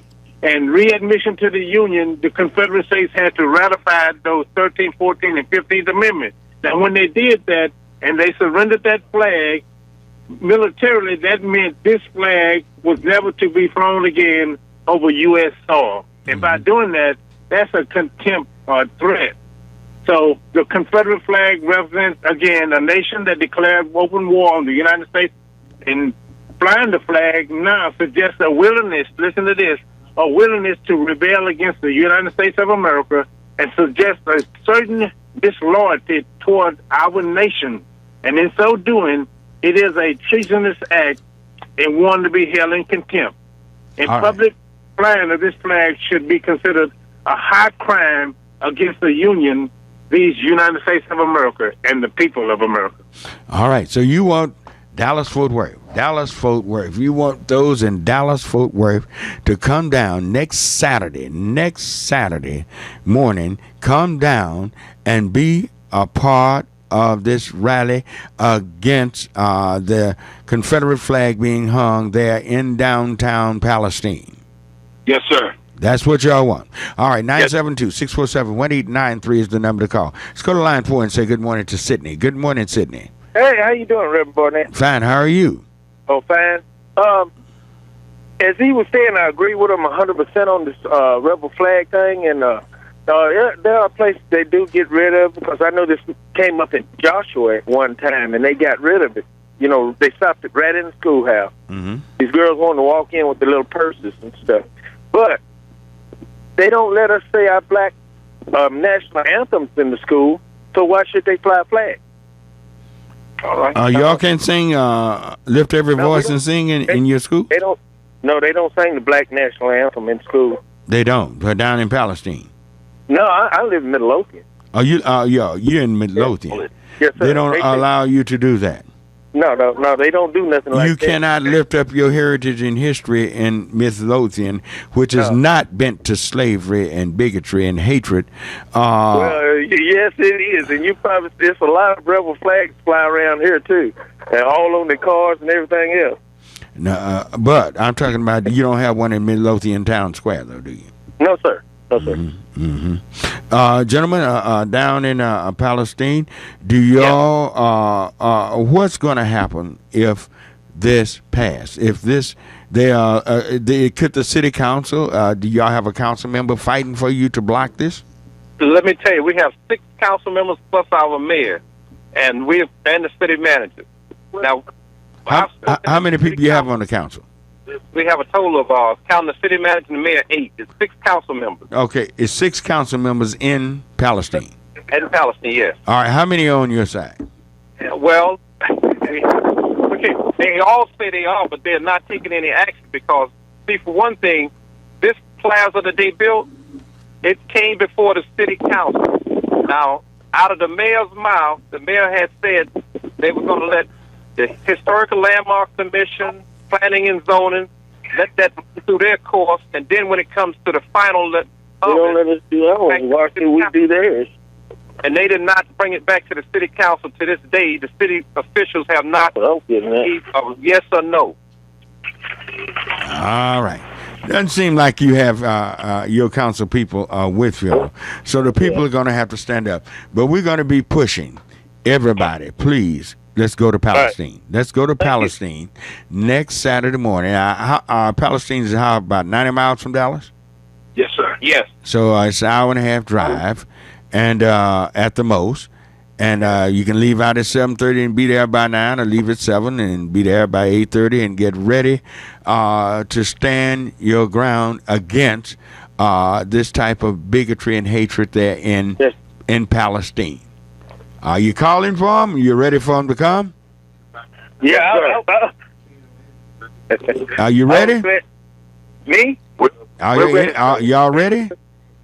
Yeah. Yes, sir. Yeah. All righty. And when you get ready and you're going to get fired up and you're going to stand strong, will the citizens of Palestine, will we have any citizens from Palestine? Will they stand up too? Yes, sir. They'll be here. The citizens of Palestine will be there? Yes, sir. Well, all right. Y'all have any, how many black council members? We have 2. You have any county commissioners or anything down there in Anderson County? We have 1. Will they be there? That's undecided. We don't look at Reverend Barnett. Mm-hmm. Let me just put it like this here. One of our council members, and I'm gonna say he, decided that he's gonna get out of Dodge. He's not gonna be here. Where's he going? He's getting in his motor home, he said, and pull it out. I don't know where he's going, but he'll probably go down the road and look back. Instead of standing up. Is this a black council member? Hey, I ain't gonna talk about the rest of them because he was one of those that was supposed to have been asked to take a proclamation and put it on the agenda. He and another council member, which was a white council member. Now, this was back in January. That proclamation, they said, when we got it from the NAACP officials, they said it was too harsh of a language because they didn't want the city to be held liable for taking that park and taking it down and having to pay for it. So we said, okay, we'll strike that out of that paragraph, out of the whole proclamation, and present it back to them. Well, to this day, we have never got on the agenda, even after we tried to change it 2 or 3 times. They wouldn't even give us a consideration to even come before them. And basically, I'm looking at the city council not doing their duty because they could have stopped this thing anywhere along the way. Instead of stopping it, they opened the floodgates and allowed these people to buy this piece of property, turn around, then they changed the ordinance to accommodate them to put these flagpoles on it. They accommodated them to move it from being a driveway to a park. I tell you what, we're up against a short break, and we're going to give you a few more minutes because we got people want to talk to y'all. Y'all hang on the line, and we'll be back in just a second. All right, sir. Ladies and gentlemen, are you ready for the glorious return of the greatest Russian rock and roll band in the universe? Coming Saturday, April 13th, Igor and the Red Elvises are coming to the Sons of Herman Hall. Don't miss out on a night of unheralded rock and roll fun and dancing madness. Bear witness to the happy masses shaking it to the rhythm. Get your tickets now at knon.org, Bill's Records, or Forever Young in Grand Prairie. There'll be a free barbecue from the Alligator Cafe. Don't miss this, or you'll forever be trying to make up for the lost fun. Igor and Red Elvises at the Sons of Herman Hall in Dallas, Saturday, April 13th. Doors open at 8 p.m. for all ages. A free barbecue from the Alligator Cafe. The Red Elvises play 2 sets, all Red Elvises all night long. This Weird Warren from KNON's own Sonic Burrito Show, and I'll be your master of ceremonies. The Sons of Herman Hall, located at 3414 Elm Street. This is a KNON benefit event. Business owners, tell KNON's listeners about your business. You can put your business or event on KNON. KNON currently has space available to run announcements for you. Tell KNON's listeners about your goods, services, nightclub, concert, or event. Help keep the voice of the people on the air while putting your information on the air. KNON's been named the #1 radio station in Dallas by both the Dallas Observer and D Magazine. Put your business with Dallas's #1 station. Call now for more information at 214-828-9500, extension 227, or extension 233. For more information, go to knon.org and click on the Run Spots on KNON page. It's a great way for your business to support community radio while letting more people know about you. Dallas J.Spider Productions presents the Gigantic Gospel Concert 2013, featuring some of the gospel artists like the Rance Allen Group, Doc McKenzie and the Highlights, George Dean and the Gospel 4, Lee Williams and the Spiritual QC, Tim Rogers and the Fellas, Little Roy and the Revelations. Saturday, April 13th at Friendship West Baptist Church, 2020 West Wheatland Road in Dallas, with the Rance Allen, Doc McKenzie and the Highlights, George Dean and the Gospel 4, Lee Williams and the Spiritual QC, Tim Rogers and the Fellas, and Lil Roy and the Revelations. Saturday, April 13th. Doors open at 3 p.m. Show starts at 4. Tickets at ticketweb.com. Friendship West Baptist Church and J. Spivey Productions at 877-291-1918.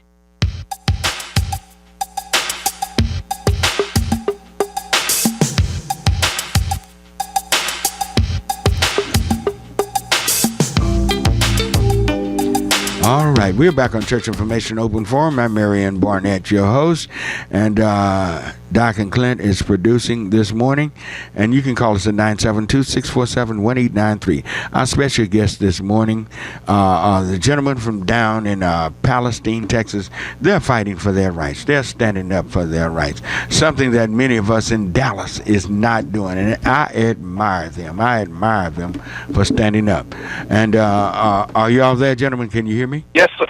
All yes, right. sir. Let's go to line 4 and let's let some of the other callers talk to you. Good morning, Jesse, on line 4. Is Jesse there? Hello, going once, going twice. I guess we didn't get to Jesse fast enough. All right, let's go to line 2 and say good morning to Lou. All righty, good morning, Lou. I guess they're on.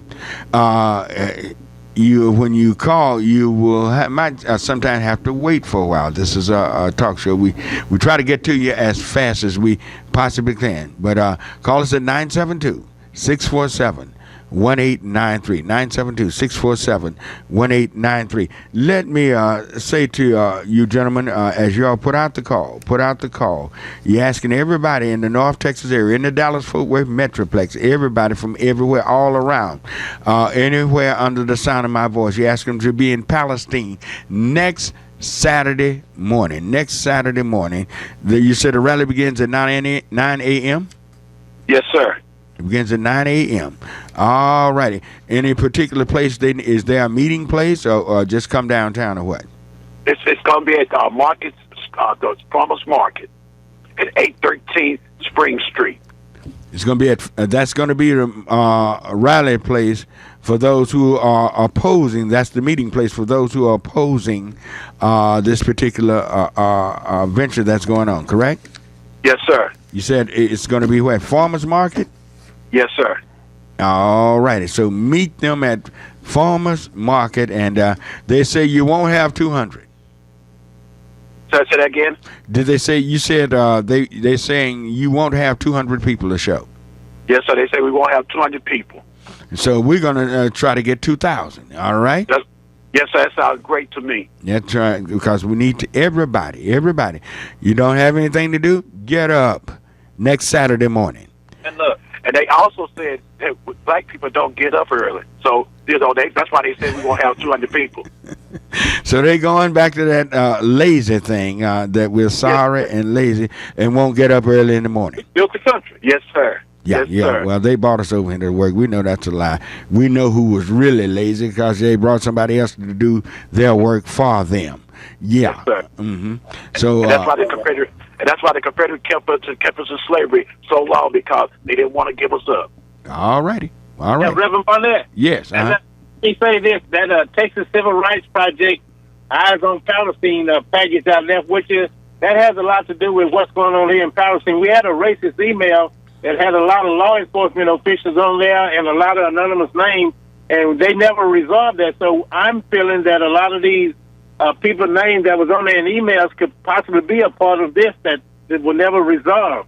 Mm-hmm. And what we need to realize and remember that we are one nation under God, individuals with liberty and justice for all. And this is the way it should be, or it won't be. I'd like for some of y'all to call and encourage these men. 972-647-1893. Encourage these men. I want to hear somebody. Just hold 1 second. I want to hear from people that are going to go. Dallas is full of people from Palestine area, Anderson County, all down in there, Navarro County, all over the Henderson County, all of those areas down there where this will affect. You need to go back home. You need to go back to where your roots here in America begin, where you discovered America. You need to go back and be a part of this. You need to be a part of it, because it's not going to stay in Palestine. Once they get away with it in Palestine, it's going to go to another town, then another town. It's going everywhere. You're going to have to face this somewhere. Just because you've escaped to Dallas or Fort Worth or somewhere here in the Metroplex don't mean that you've escaped racism. Bigotry and racism and hatred is all, it has not gone anywhere. And it's not going to go anywhere as long as we lay back and don't fight it. Let's support this particular rally. Let's go down to Palestine and support them and show them that they have support, and they can call on those who've gone forth and have left town, but yet still are willing to come back and fight from which they came. All right, go right ahead. Yeah, I was just going to say we got to include Houston also, because they, and matter of fact, not only Houston, but the whole state and outside of the state is actually chiming in on this to help out. Yeah, so well, all went out besides Texas. Wherever they can reach me or hear me on the internet, we're calling anywhere. No place is too far. If you got time to get there, if you start today, you can get to Palestine by next Saturday and be a part of it. All right, gentlemen? Well, buddy, I would like to ask the people of color, please stop standing back saying, well, I'm going to lose my job. Something like this will happen to me. And we're not speaking out because, first of all, they will speak out regardless of what happened to them, regardless if they lose their job or stand up or anything. We need to start standing up, letting people know, I'm not afraid anymore. I will stand up and fight for what I believe in. That's what we need to do, because there's no job should be that important. I know we have families, we have to eat, and we have to survive. But if you believe in God, He's going to provide for you. Mm-hmm. And if you stand up for right, I know He's going to make sure that if you lost your job, He'll get you another job, maybe better. All right. Okay, let's go to our phone line and say good morning to Michael. All righty. Good morning, Michael. Good morning, Reverend Barnett. Fine. How are you this morning? Oh, pretty good. I'm the one last week that kind of opened the can of sardines concerning the Robert Edward Lee Dallas Public Park with a man on a horse with a knife and a gun, not a man sitting at a table signing a peace treaty. And I also would like to bring some personal information to the contingent in Palestine. I myself had to experience in Crawford, Texas, some of the corruption of the Bush administration and was detained down there. And let me let everybody know that the Texas Civil Rights Project has some shortcomings. Please beware that they may, in the end, cause our cause to be compromised.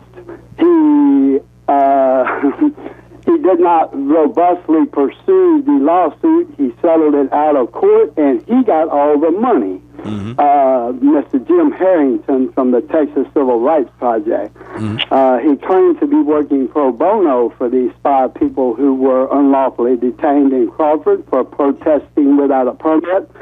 But at the end of the day, he got the bulk of the out-of-court civil lawsuit for violation of our free speech rights. Was this when y'all were trying to settlement? He got all the money. Yeah. So please beware of the Texas Civil Rights Project. They don't even have a 1-800 number for poor migrants who are being beat up in the Dallas County Jail. That's a weird thing for a Civil Rights Project. They need a 1-800 number, I think, but that's just my experience. So please beware of them. If they can help, let them help, but don't let them trick you. They got some white boy games. All right. Okay. Bless you, brother. I thank you for that call. Yes, sir. But watch out for that Robert E. Lee Public School over there in Matilda, right there by Mockingbird. It's a public school, Robert E. Lee. Yeah, well, they changed Jefferson Davis there. That was on Keast and this is Polk Street. Elementary school, but just because it ain't a high school, don't mean it ain't a public school with Robert E. Lee. Yeah. Don't Bless need you, that. Sir. Bless you. All righty. Thank you. For everything you do. Charles Stovall did call me. Okay, good. All right, thank you. All right, there's the line, 972-647-1893. These gentlemen are fighting a struggle. They're asking for our help. We need to go down to Palestine next Saturday morning. Be with them. Are we afraid? Are we too busy? We got to much to do. You don't have time for this. It's not affecting me personally, so I don't have time. But, gentlemen, I notice one thing about us. Let something happen in our families. Let something happen to us personally. Lord have mercy. Here they come. They hollering, oh, I need your help. I need this and that. That's when it's personal. But when it's not, when they don't consider prayer, it's really still personal. But when they don't consider it in their family or something close to them, a lot of people are too apathetic. They stay home. They don't seem to care. Who's really, out of you gentlemen, are there any women that's helping y'all? Yes, sir. Who are they? We have some of the members of the NAACP women that are helping very strongly. They're more stronger than most of the men in the group. Is that right? Yes, sir. Do these women have jobs down there? Yes, sir. So they're not afraid of their jobs? No, sir. But you got some others running around there afraid and scared and don't want to stand up and can do nothing but complain about what y'all doing. Mm-hmm. Pastor, I would say it goes back to our church. For whatever reason, our pastors doesn't seem like they want to put it out and get the members involved. And it's as though they just got their head in the ground and everything going around and they don't think it's a part of them. Unless they sit in the four walls of the church house, that's the only world that they exist in. All the stuff that's going on around us out here, it doesn't affect them, they saying. What church you a member of? Well, I go to a church in Thailand because I had to get out of Palestine because I said I didn't have no pastors that wanted to stand up. So my membership is up in Thailand, New Life Baptist, with a preacher out of Dallas, Brandon M. Robinson. All right. Is he standing up? Hey, he's up there standing up in Tyler. They have it anytime they was trying to, bypass his church on the loop. Mm-hmm. Those folks got out there and they raised enough sand that they ended up leaving that loop going by his church. He said because he wasn't going to have his church in the city inside of a loop where, you don't have access to come in because people's not going to come inside to your business. Mm-hmm. So they stand up there, and that's why I joined that church. But I was a member down here until about 2 years ago in the churches. And we just now beginning to get a Ministers Alliance again started. I hope they did it yesterday. Supposed to have their first meeting yesterday. Mm-hmm. So let me ask the other gentleman, what churches do they go to? I go to. What church you go to? Just because I go to the Church on the Rock. Where is this located? Here in Palestine. Is your pastor standing up? No, sir. And you follow him? No, I follow God, but I just have to have the word, sir. Are you really getting it? Water down. And see, that's the mistake most African Americans make. They don't realize their liberation, their freedom is right there in the Bible, and Jesus was definitely interested in all being free. Amen. He came to set the captive free. It was not just sin. He came to set all men free, to make us free. And the freedom come through the truth. You shall know the truth, and the truth shall make you free. And y'all go to these watered-down churches, watered-down sermons that these fellas have learned from basically white theologians. They may not have gone to school, but what they hear and learn from others came from white theologians. Many of them were Southern racist. And they don't even realize what God is saying in His Word. They miss it, and our people just fall out and shout over it and don't realize they're being shortchanged. Well, Pastor, I'm going to have to say, you know what? I learned that a long time ago by listening to the European version of the Bible. Mm-hmm. I said, where did the Bible come from? What continent did the Bible form in? It wasn't formed in Europe. It wasn't formed in Asia. Mm-hmm. It wasn't formed in these Americans or the Antarctica. It goes back to one continent, the oldest continent the people lived on, and it's Africa. That's right. So why are we going to Europe trying to get educated about God's Word from the Bible? Well, but our people don't know any better.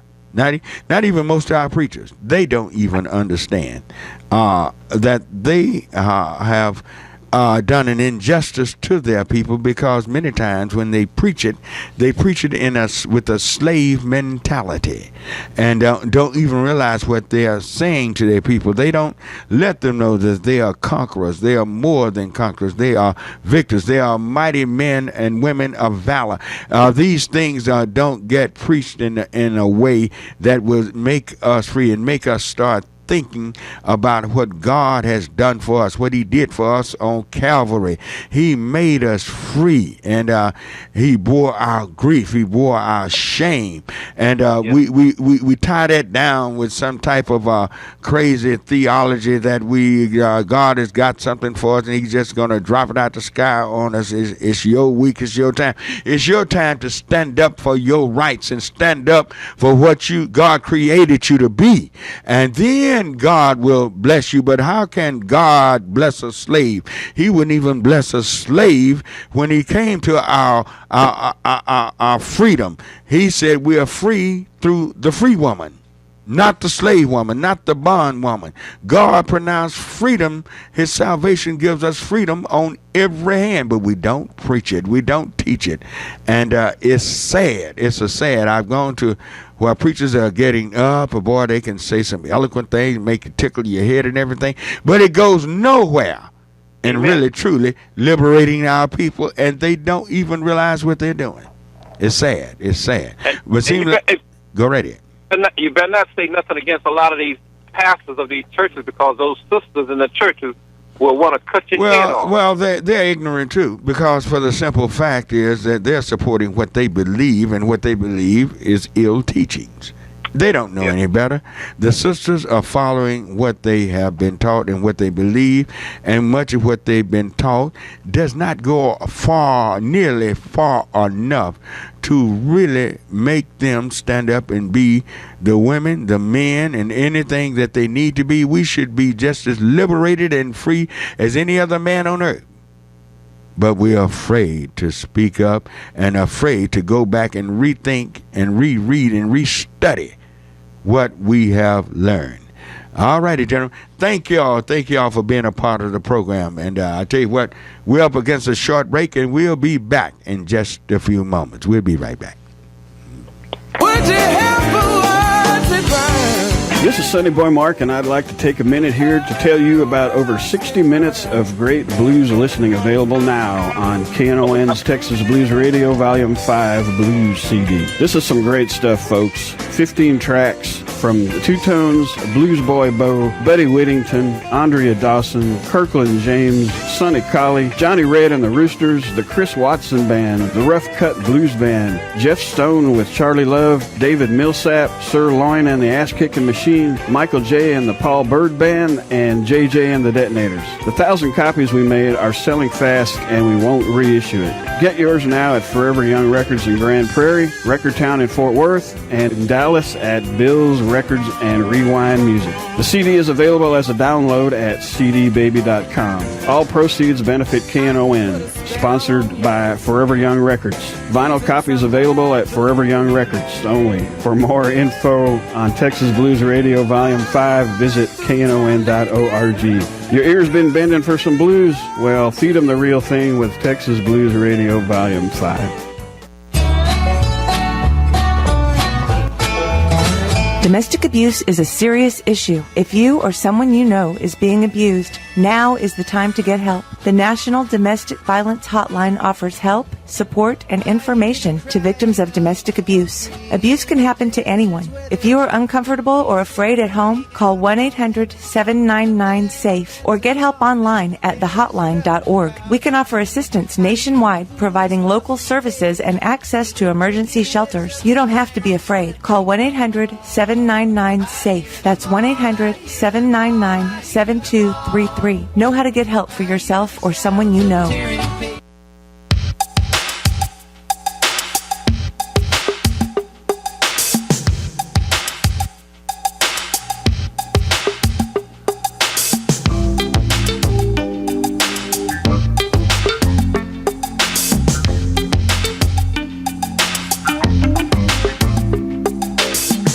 All right, we're back on Church Information Open Forum.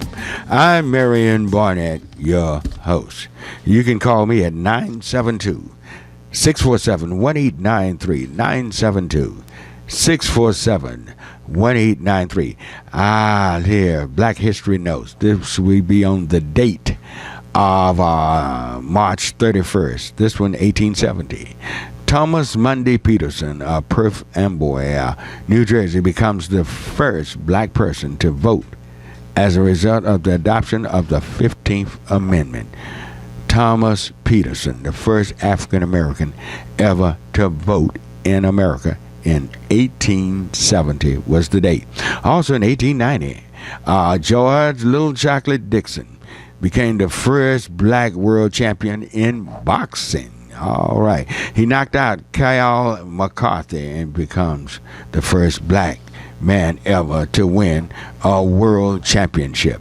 Also, on March 31st, the man himself, maybe the greatest boxer of all time, Mr. Jack Johnson, was born in Galveston, Texas. There are always some myths about Jack Johnson and that mule. Mule wouldn't fly, and Jack got mad and hit him in the head and killed that man's mule. Jack Johnson, maybe the greatest fighter of all time. Also, April 1st, on that date, 1850, Dr. Charles Richard Drew, he dies. He dies from, he's the man that invented blood plasma, the blood plasma, and he died because they wouldn't even give him his own invention. He died he was a part of a car wreck, and he died because he couldn't even get his own blood transfusion. All righty. And on this day in 1899, March 31st, 1899, the North Carolina Mutual Insurance Company was founded by John Merrick. Until this day, a great black business. We had great black business, insurance companies, and all of these things, such as Atlanta Life, and all of these were found way back over 100 years ago. Seems like people had more sense then than we got now. It's just really one of those things that we just have not captured that spirit of entrepreneurship like we once should have. We have not captured that spirit of entrepreneurship. All right, 972-647-1893 is the number to call. And I wanted to hear and listen in somebody that was at the particular conference on last night out at the Friendship West Baptist Church. I'm trying to find somebody that was there, and I want to get a report on the conference there at Friendship West Baptist Church. Trying to get someone, and you give me a call, 972-647-1893, 972-647-1893. If you were at the conference, and 972-647-1893. What do you think? What happened? What went on? Is it what you thought it was going to be? What is it? Is it more than you thought it was going to be? And we're trying to get calls in. Calls are coming in. Trying to get somebody. Nobody from the conference was there. We're trying to get somebody from the conference. Were you there? And tell us what happened. Did it go as you think? I passed. I went by. It was a large crowd there. It was a good crowd. A very good crowd. A very good crowd there at the conference. And hopefully they're meeting again this morning. I think it starts about 9:30 this morning at 2020 West Wheatland Road. This is the CASE conference. It's talking about education of African American children. I went in for a while, and from what I heard, the general superintendent did not have anything that he could say specifically geared to African American children, to the children that are doing the test scores are the lowest in the district from what I could hear, there was nothing just directly, specifically to help lift them up. This is what I heard, the little part I heard. I wasn't there for the whole thing, but the part I heard, he wasn't for that, and didn't have anything for that. He always would come up with something with an acronym, something about hippie and something else he would say. But my question is, if the demands that's been placed upon him, if he rejected, as I've said all along, what are you going to do? What's your next step? What's your next move? I would like to know that. Will this, hopefully not, just become another charade? Does it have any teeth? Does it have any substance? Are these leaders, are they willing to put it all on the line to help our children in DISD? What are they going to do? What are they going to say? Will they do anything? Will there be any repercussions? See, and this is one of the main things with black people. There's no repercussions for violating us. We can beg, we can scream, we can holler, we can do all of this. But if people know that you will not do anything if they just tell you no, why make any changes? Why do anything?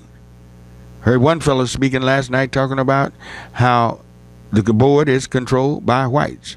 4 whites, 1 Hispanic, and 5 whites, 1 Hispanic, and 3 African Americans. But the same fella got out there and supported the last bond election. Okay, they got us outnumbered on the board. But the one way we could stop them, they're there for that $1.367 billion in that bond package, and he supported it. Well, what you going to complain about? You supported giving them the money for constructions of schools and putting in different electronics and different things. They make all the money. These companies make that money, and you support it. But what you complaining about? What's your complaint? Why are you complaining when you help give them the money? You said out of your own mouth that you were supporting the bond when we begged you not to support the bond. I was on the committee that put the bond together. Now, I warned y'all, don't do this. Now you get out and then you complain and cry when you give them all of your money. At that one place, I don't care how many white board members they got. If you stop that bond, you'll stop them dead in their tracks, and then they got to come back to square one and deal with you. See, one thing, black folks, we need to learn how to deal with white people. We need to learn how to deal with them and how to stop them. They can stack that board all they want. But as long as we're going along with them monetarily, they don't care how many meetings we call together. They don't care. They don't care how many times we meet and put together and Dr. So-and-so this and Dr. So-and-so. They don't care anything about that. They laugh at that.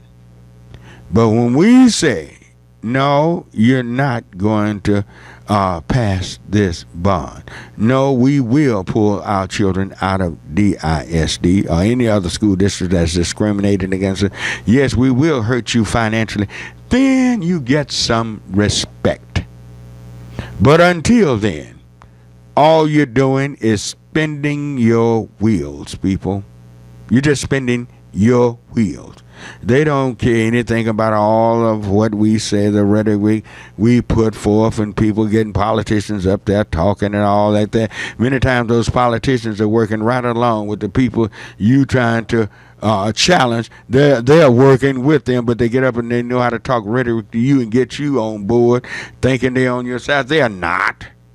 Yes, I'm sitting on that stage last night that makes money off of the deals that's going down right now. They don't really want any change. When will we wake up, people, and vote for people who are with us?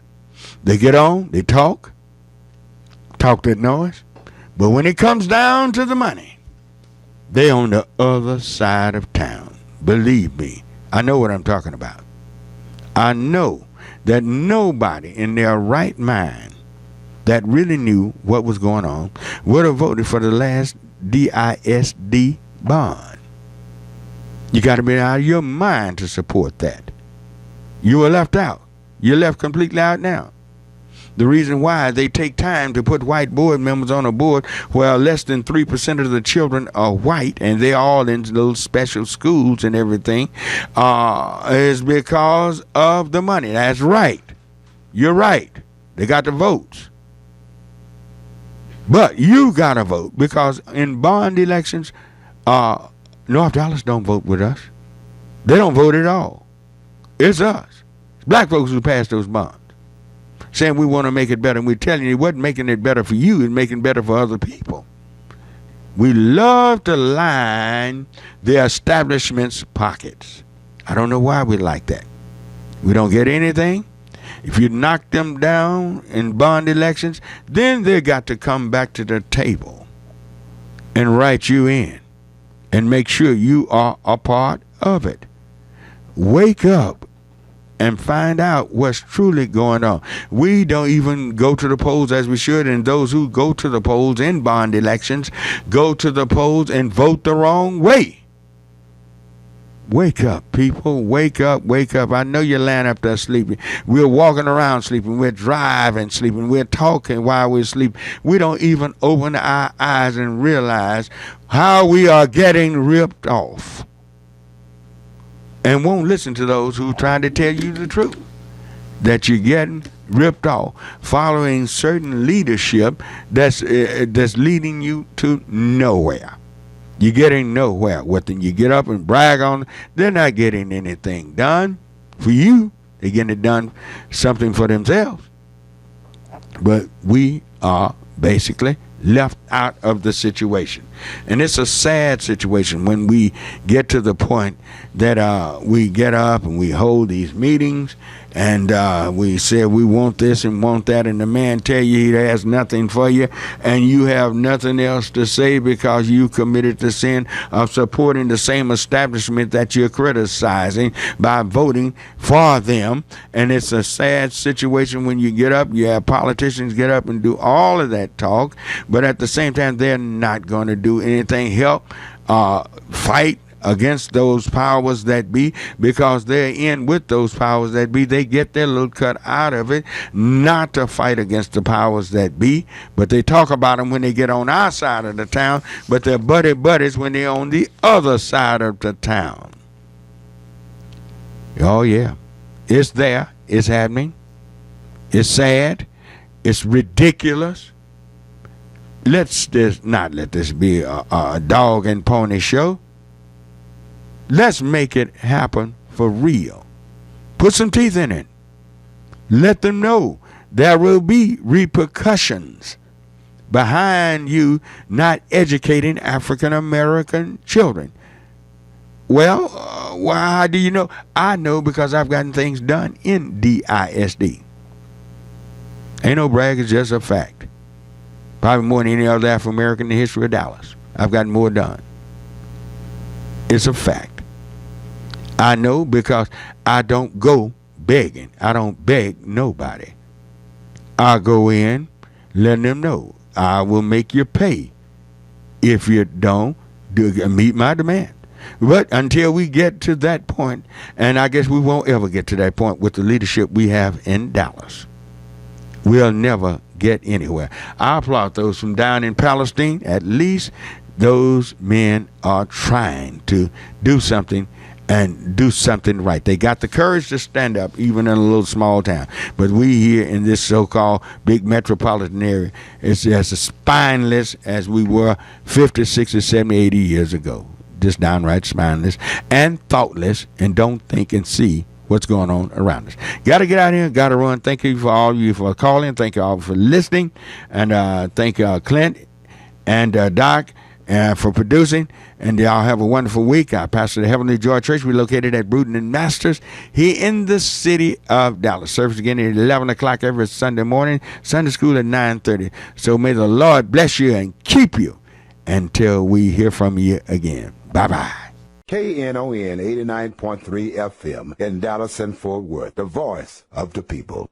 Business owners, tell KNON's listeners about your business. You can put your business or event on KNON. KNON currently has space available to run announcements for you. Tell KNON's listeners about your goods, services, nightclub, concert, or event. Help keep the voice of the people on the air while putting your information on the air. KNON's been named the #1 radio station in Dallas by both the Dallas Observer and D Magazine. Put your business with Dallas's #1 station. Call now for more information at 214-828-9500, extension 227, or extension 233. For more information, go to KNON.org and click on the Run Spots on KNON page. It's a great way for your business to support community radio while letting more people know about you.